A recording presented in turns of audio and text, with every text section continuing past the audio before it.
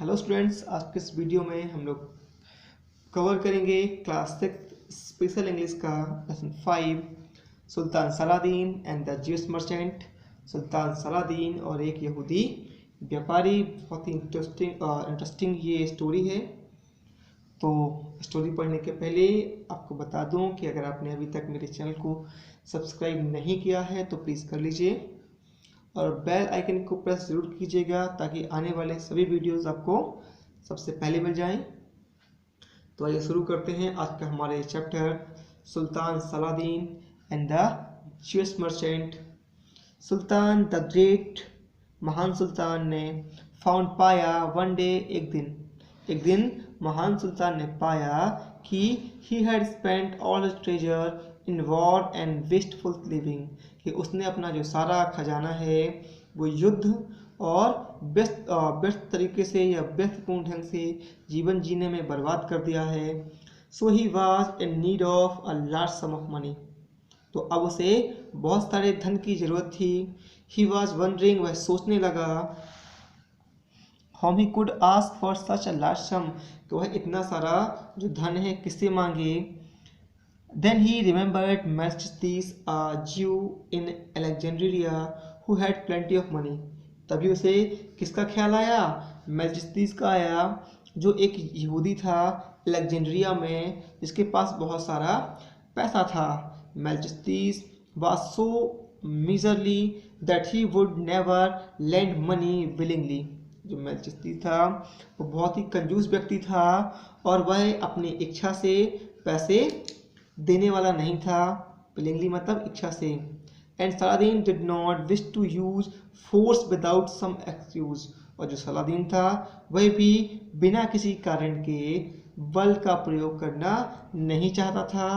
So he thought of a trick, इसलिए उसने एक ट्रिक तरकीब सोची। He sent for the Jew, उसने ज्यू को बुलाया।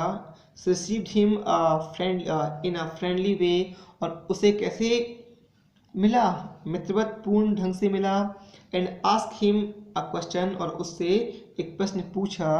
उसने पूछा, माय नोबल फ्रेंड, मेरे प्यारे दोस्त, ही सेड, उसने कहा, I have heard from many people that you are very wise, मैंने बहुत से लोगों से सुना है कि तुम बहुत बुद्धिमान हो। And that you have a deep understanding of God, और ईश्वर की तुम्हें बहुत अच्छे से समझ है। Tell me this which is the three religion is the true one, तो मुझे बताओ कि इन तीन में से सब जो सच्चा धर्म है वो कौन सा है। अब वो तीन कौन कौन से थे? जुदाइज्म, इस्लाम और क्रिश्चियनिटी, इन तीन में से कौन सा जो धर्म है वो सच्चा है। ठीक है। द सुल्तान थॉट, सुल्तान ने सोचा, इफ द ज्यू praise the Jewish religion and put it above the religion of the Muslim, यदि इस यहूदी ने अपने यहूदी धर्म की प्रशंसा की और इसे मुस्लिम धर्म से ऊपर रखा, I will throw him into prison, तो मैं इसे जेल में डाल दूंगा। And set him free only if he gives me the money I want, तभी मुक्त करूंगा जब वह मुझे उतना पैसा दे जितना मुझे चाहिए। बट द ज्यू, लेकिन जो ज्यू था, who really was a wise man, जो सच में बहुत बुद्धिमान व्यक्ति था, सा, उसने देखा एट वंस, और समझ गया कि the sultan wanted to trap him, कि सुल्तान उसे जाल में फंसाना चाहता है। ही सेड टू हिमसेल्फ, उसने खुद से कहा, a trap is being laid for me, मेरे लिए एक जाल बुना गया है। So he decided that he must not praise any one of three religions, इसलिए उसने कहा या सोचा, निश्चय किया कि वह तीनों में से किसी भी धर्म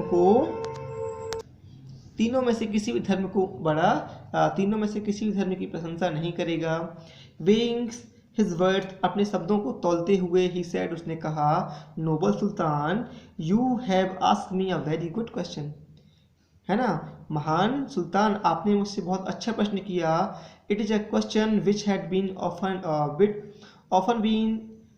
has often been asked by but has never been satisfactory answered, ये वह प्रश्न है जिसे कई बार पूछा गया लेकिन इसका कोई संतोषजनक उत्तर नहीं मिला। Before I can give you my answer, मैं अपना उत्तर देने से पहले I have to tell you a story, मैं आपको क्या एक कहानी सुनाता हूँ। Tell me the stories the sultan said, तो सुल्तान ने कहा वो कहानी मुझे बताओ। तो उसने सुनाना शुरू किया। Once there was a rich man who possessed a beautiful ring, एक बार एक धनी व्यक्ति जिसके पास एक खूबसूरत सी अंगूठी थी। द ज्यू बिगिन, उस यहूदी ने शुरू किया। He was so fond of the ring, वह अंगूठी का बहुत शौकीन था। दैट जैसे ही wish to do in an honour, ठीक है ना, उसके वैसे सम्मान के रूप में मानता था या रखा था। So he made it known that, इसलिए उसने यह जता भी दिया बिफोर ही डाइड, अपने मरने से पहले, he would pass the ring on the worthiest of his son, कि वह जो अपनी रिंग है अपने उस योग्य लड़के को देगा। The son who receive the ring, वह लड़का जिसे वह अंगूठी मिलेगी, वुड इनहेरिट्स हिज वेल्थ, वही उसकी संपत्ति का मालिक होगा। And we the head of the family, और परिवार का मुखिया बनेगा। After the rich man death, धनी व्यक्ति के मरने के बाद वही उसकी संपत्ति का उत्तराधिकारी होगा और वही परिवार का मुखिया बनेगा। कौन? जिसे वो रिंग मिलेगी। फिर one of his sun receive the ring and become the head of the family. अब एक परिवार एक लड़के को क्या हुआ, वो रिंग मिली और वह मुखिया बन गया। ही इन टर्न, और अपनी बारी में gave similar order about the ring to his son, उसने भी अपने पुत्रों को उस रिंग के बारे में यही आदेश दिया। And at the time of his death, और अपने मृत्यु के समय, acted as his father had done, और वही काम किया जो उसके पिता ने किया था, यानी कि उसने भी वो अंगूठी अपने योग्य लड़के को दे दी। In this way the ring was passed on from father to son for several 100 year, और ऐसे ये कई सैकड़ों सालों तक ऐसे ही जो रिंग थी वो पुत्र से पिता से पुत्र तक जाती रही। इन द एंड, और अंत में, it came into the hand of a man who had 3 सन, ये जो रिंग थी उस आदमी के पास आई जिसके 3 लड़के थे। All equally worthy and equally devoted to him, जो एक बराबर योग्य थे और एक बराबर पिता के वफादार थे। Each of them begged the father to leave the ring to him, प्रत्येक ने अपने पिता से ये याचना की कि जो रिंग है वो उन्हें दे दे। The man loved all 3 of his sons equally, जो आदमी था वह भी अपने तीनों पुत्रों को एक बराबर प्यार करता था। He promised the ring to each of them, ठीक है ना, तो उसने भी हर किसी को वो रिंग देने का वादा कर दिया।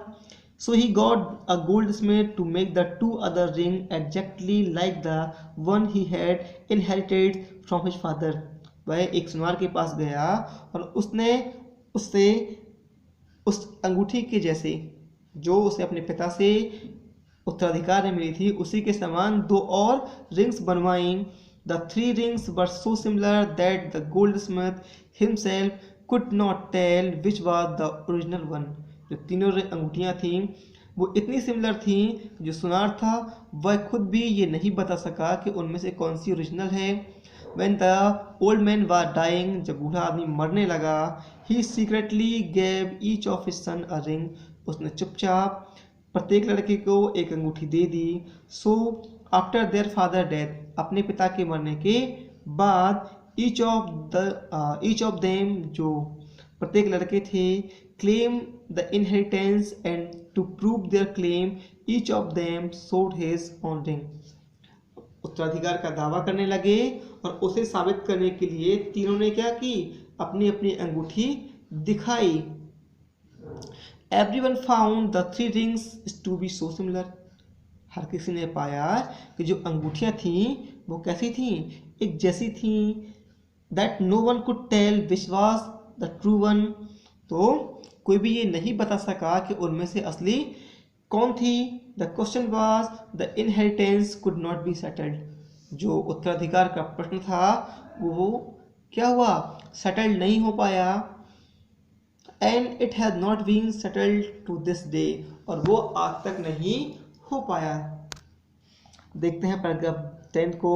नोबल सुल्तान, महान सुल्तान, इट इज द सेम, ये ठीक उसी प्रकार है विद द थ्री रिलीजन। उसने कहा it is the same with the three religion, तीनों धर्मों में भी ठीक इसी प्रकार से है। गिवन बाय गॉड, जो ईश्वर द्वारा दिए गए हैं। अवर फादर, जो हमारे पिता हैं। टू द थ्री पीपल, जो sorry our father to the three people, हमारे पिता जो तीन लोग थे। The follower of each religion, जो प्रत्येक धर्म को मानने वाले हैं। थिंक, वो सोचते हैं कि they have the inheritance to the true religion, कि वही सच्चे धर्म के उत्तराधिकारी हैं। And they accuse the others of falsehood, और जो दूसरों को झूठा होने का दोष लगाते हैं। They quarrel over the question and even use violence, वो इसी प्रश्न के लिए लड़ते हैं और हिंसा का उपयोग करते हैं। बट दिस क्वेश्चन, लेकिन ये जो प्रश्न है, आई थिंक, मुझे लगता है, is as difficult to settle as the question of the true ring, ये उसी ये जो मुझे लगता है कि ये जो क्वेश्चन है इसका निराकरण करना उतना ही कठिन है जितना कि उस वास्तविक अंगूठी का।